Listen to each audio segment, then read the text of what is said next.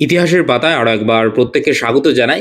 New notification কবে আসবে? বিশেষ করে শিক্ষক নিয়োগের ক্ষেত্রে আপার প্রাইমারি বলুন, 9-10 বলুন, 11-12 বলুন, এই প্রশ্নটা কিন্তু আপনারা অনেকবারই করে থাকেন এবং কয়েকজন রাগ করেও বলেন যে আপনি নতুন নোটিফিকেশন নিয়ে একদম কিচ্ছু বলেন না, শুধু পুরনো নিয়েই পড়ে আছেন। দেখুন, নতুন নোটিফিকেশন কবে আসবে সেই ধারণাটা আপনাদের ইতিপূর্বে একটা পরিষ্কার ধারণা দেওয়ার চেষ্টা করেছি এবং সেটা বাস্তবসম্মতভাবেই দেওয়ার চেষ্টা করেছি। কোনো গাল-গল্প সেখানে নেই, কোনো মিথ্যা আশ্বাসও সেখানে নেই। তারপরে রিসেন্টলি যে সমস্ত ডেভেলপমেন্ট ঘটেছে তার পরিপ্রেক্ষিতে আরেকটু আপডেট আপনাদের দিতে চাই যে অ্যাকচুয়ালি আগামীর যে শিক্ষক নিয়োগ, বিশেষ করে এসএসসির মাধ্যমে, সেইটা কি হতে চলেছে এবং যারা শিক্ষক হতে চাইছেন তাদের কতটা ধৈর্য ধরতে হবে এবং কতটা সময় লাগতে পারে সেই সম্পর্কে একদম পরিষ্কার পুঙ্খানুপুঙ্খ ধারণা দেওয়ার চেষ্টা করব। দেখুন, এর আগে প্রচুর আপনারা ভিডিও দেখেছেন, পুজোর আগেই নতুন নোটিফিকেশন, এই তো আপার প্রাইমারি চলে আসলো। দেখুন, আমি ওই রকম গালগল্প দিতে একদম প্রস্তুত নই এবং অনেকে সেটা আবেগপ্রবণ হয়ে বিশ্বাসও করে, এবার খুব স্বাভাবিক ব্যাপার। এবং যখনই আমি বাস্তব কথা বলি তখন অনেকে গালমন্দও করে। দেখুন, না আপনাকে খুশি করার কোনো দায়বদ্ধতা আছে, না আমি কোনো কোচিং সেন্টার চালাই। যেটা বাস্তবসম্মত এবং এতদিনের অভিজ্ঞতার উপর ভিত্তি করে এইটুকু বলতে পারি, যে প্রেডিকশনগুলো করা হয়েছে বা যে আপনাদের আমি যে সাজেশনগুলো দিয়েছি সেটা সম্পূর্ণই একদম জেনুইন এবং আমার মন থেকে, যেটা আমি নিজে বিশ্বাস করি এবং নিজে বুঝতে পারি তার উপর ভিত্তি করে, এবং যা সোর্স অফ ইনফরমেশন যেটুকু থাকে তার উপর বেস করে বলে, আমি কোনো গালগল্প দেওয়ার এখানে একদমই পক্ষপাতী নই। সেইখানে দাঁড়িয়ে আমরা যদি দেখি যে এই যে ইতিপূর্বে স্কুল শিক্ষামন্ত্রী আমাদের বলেছিলেন যে এই সেকেন্ড এসএলএসটির দরজা ভেদ না করতে পারলে কিন্তু আমরা থার্ড এসএলএসটি বা নতুন নিয়োগ করতে পারবো না, আপনারা পড়াশোনা শুরু করুন, অতি সত্বর বা অতি দ্রুত কিন্তু নতুন নিয়োগও আসবে, এইরকম আশ্বাস আপনারা মানে স্কুল এডুকেশন মিনিস্টারের তরফ থেকে পেয়েছেন। কিন্তু একটা বিষয় তো পরিষ্কার, তার মানে কি সেকেন্ড এসএলএসটিটা শেষ হতে হবে তারপরে। কিন্তু এই যে আজকের যে ডেভেলপমেন্ট ঘটলো এবং এক্সটেনশন, যে এই যে 16 সালের যারা চাকরিহারা শিক্ষক তাদের যে এক্সটেনশন করা হলো এবং যতক্ষণ এই পরবর্তী শুনানি না হচ্ছে, মানে সঞ্জয় কুমার স্যারের বেঞ্চে যতক্ষণ না শুনানি হচ্ছে ততক্ষণ এক্সটেনশনটা থাকছে এবং মে মাস 2027 সালের মে মাস অবধি এক্সটেনশন চাওয়া হচ্ছে এসএসসি এবং পশ্চিমবঙ্গ মধ্যশিক্ষা পর্ষদের পক্ষ থেকে। তাহলে এইখানে একটা বিষয় একদম পরিষ্কার হচ্ছে যে তারা নিশ্চয়ই কোনো কিছু ভেবেই এতদিন অবধি এক্সটেনশন চেয়েছে। অর্থাৎ এই যে 2027 সালের মে মাস অবধি এই যে পুরো প্রক্রিয়াটা নিয়োগ হতে লাগতে পারে, সেই রকম ভেবেই এতটা সময় চেয়ে এক্সটেনশন চাওয়া হয়েছে। ইতিপূর্বে যখন আপনাদের বলেছিলাম যে ডিসেম্বরের আগে কোনোভাবেই কোনো নতুন নিয়োগ আসা সম্ভব নয়, আমি মোটামুটি ক্যালকুলেশন করে বলেছিলাম যে এই পুরো নিয়োগটা শেষ হতে হতে ডিসেম্বর অবধি আপনাদের সময় লাগবেই, তারপরে নতুন নোটিফিকেশন আসতে পারে। কিন্তু এখন যেহেতু এই যে নতুন ডেভেলপমেন্ট ঘটলো যে মে মাসের 2027 সালের মে মাসের 31শে মে অবধি যে এক্সটেনশন চাওয়া হয়েছে, তার মানে কি সব সমেত ধরে আমি গ্রুপ সি ডি ইনক্লুড করেই বলছি যে পুরো নিয়োগ প্রক্রিয়াটা সম্পন্ন করতে এসএসসি এবং মধ্যশিক্ষা পর্ষদের রেকমেন্ডেশন এবং অ্যাপয়েন্টমেন্ট লেটার দিতে মে মাসের 31শে মানে মে অবধি সময় লাগবে, এরকম ধরেই তারা চেয়েছে। তার মানে কি এই নিয়োগটা যতক্ষণ না শেষ হচ্ছে নতুন নিয়োগ আসবে না। কেন আসবে না? এইখানে একটু আইনি সমস্যা রয়েছে।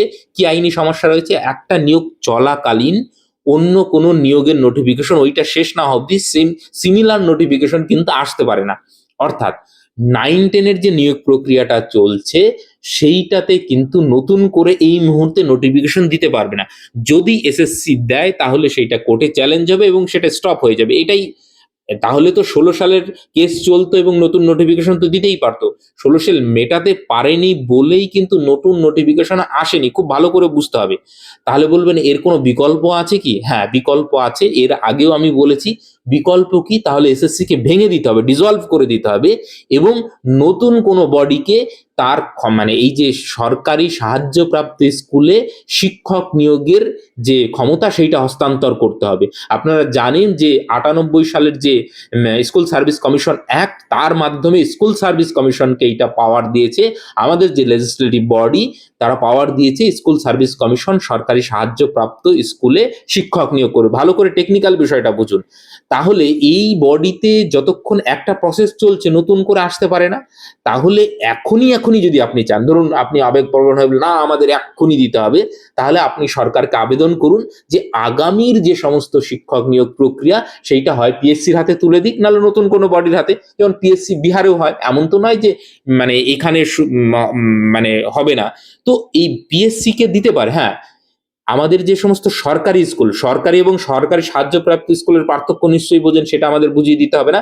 সরকারি স্কুলের শিক্ষক নিয়োগ কিন্তু পিএসসি করে, সরকারি কলেজেরও শিক্ষক নিয়োগ পিএসসি করে।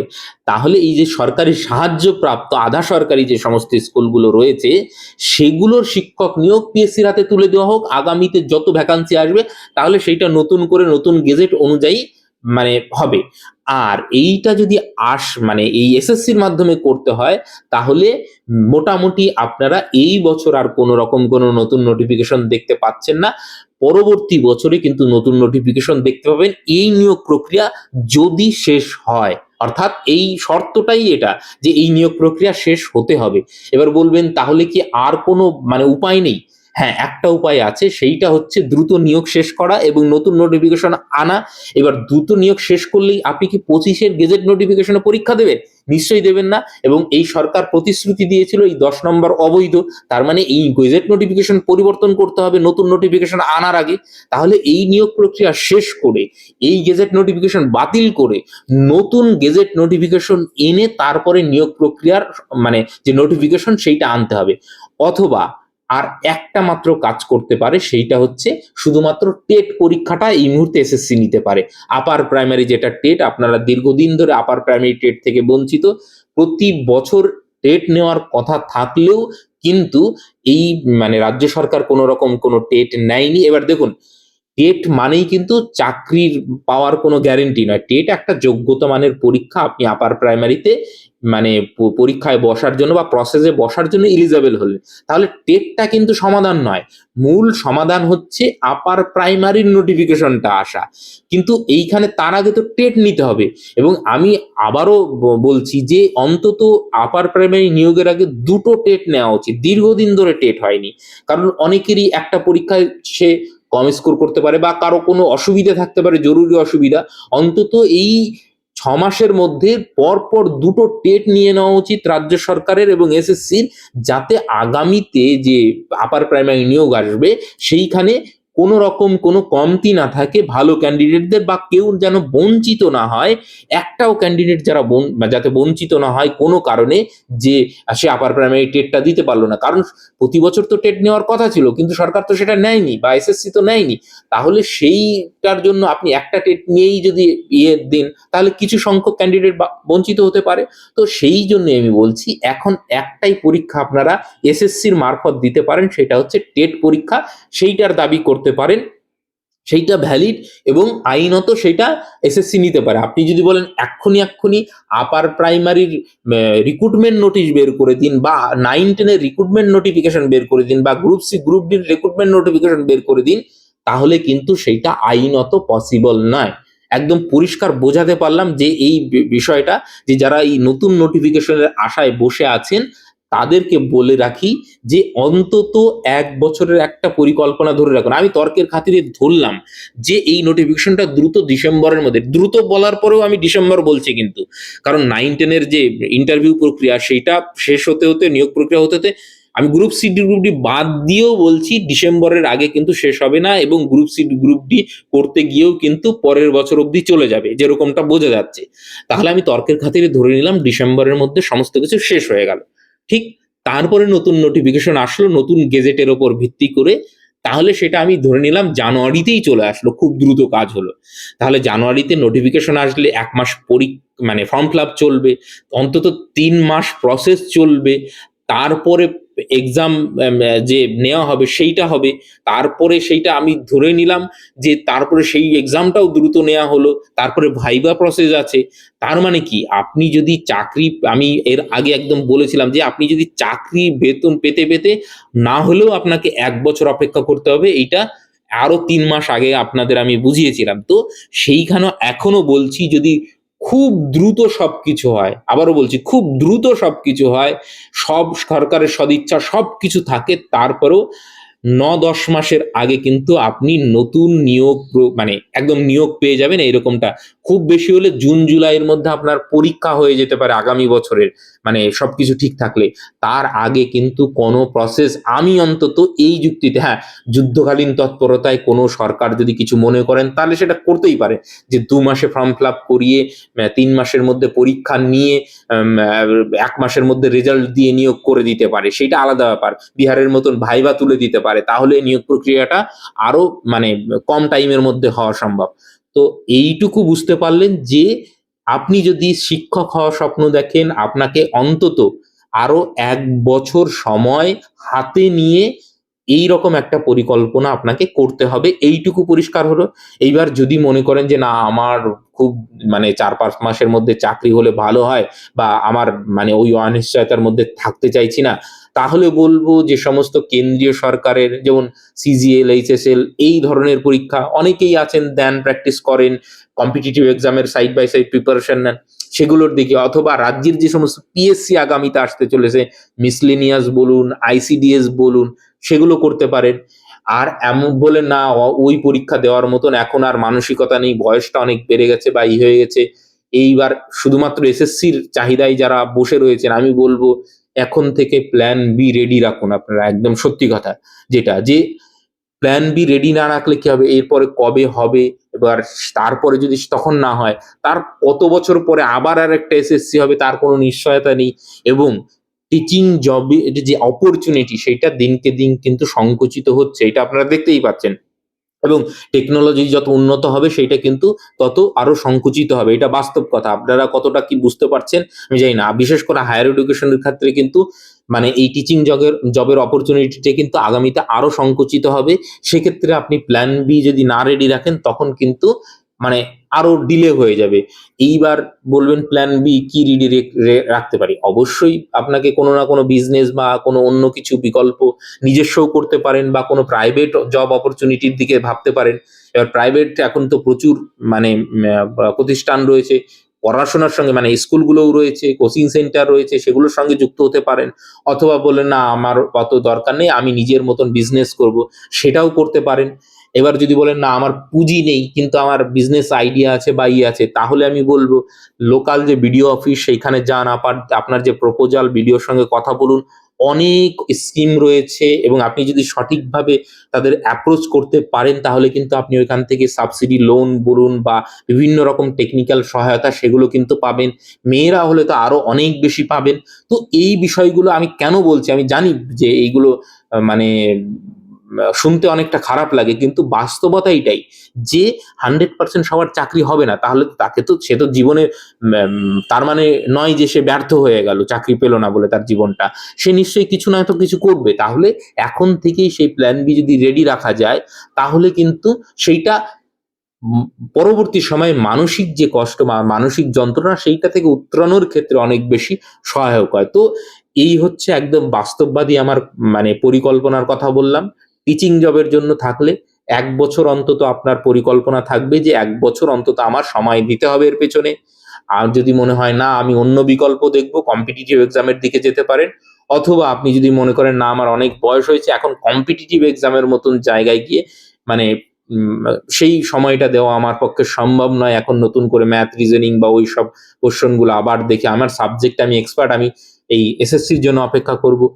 তাহলে করুন সেটা বলে দিলাম যে ১ বছরের একটা পরিকল্পনা নিয়ে চলুন এবং সাইড বাই সাইড আমি বলব প্ল্যান বি ও আপনাদের রেডি থাকা উচিত।